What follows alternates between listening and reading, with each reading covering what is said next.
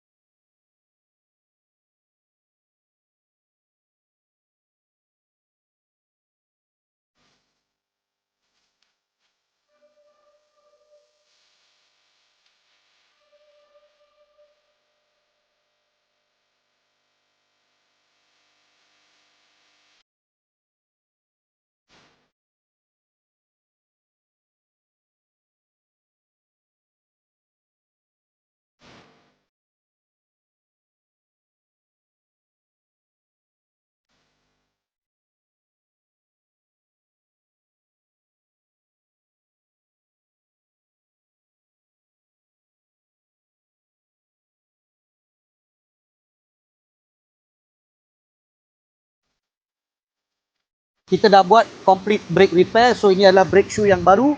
Okey, jom kita tengok yang lama ni, boleh tengok ni condition dia. Okay, kita boleh tengok dah kena minyak dan jadi licin disebabkan oleh internal leaking, dan grip dia pun dah worn out. So ini dia transmission, kita dah dismantle dan completely dah barai untuk buat overhaul. Kita tengok condition clutch plate So sini boleh tengok dah hangus, bakar sampai habis, dan sini boleh tengok dah worn out Okay, kalau kita bandingkan dengan clutch plate yang baru, macam ni. Boleh tengok perbezaan dia. Sekarang kita tunggu kerja overhaul untuk siap.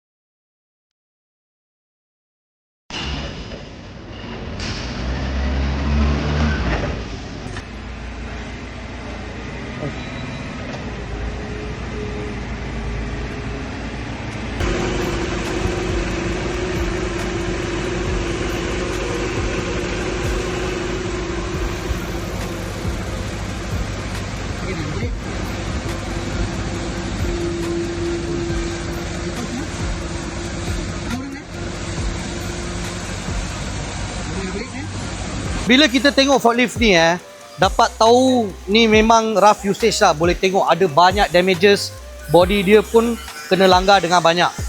So I nak bagi satu tips lah, sebab I tahu abang-abang driver pun nak kejar masa, nak buat loading dengan cepat. Tapi kalau boleh, tolong pakai forklift ni dengan cara yang smooth sikit. Jangan pakai kasar-kasar, sebab kita boleh elakkan pembaziran kos dan juga pembaziran masa.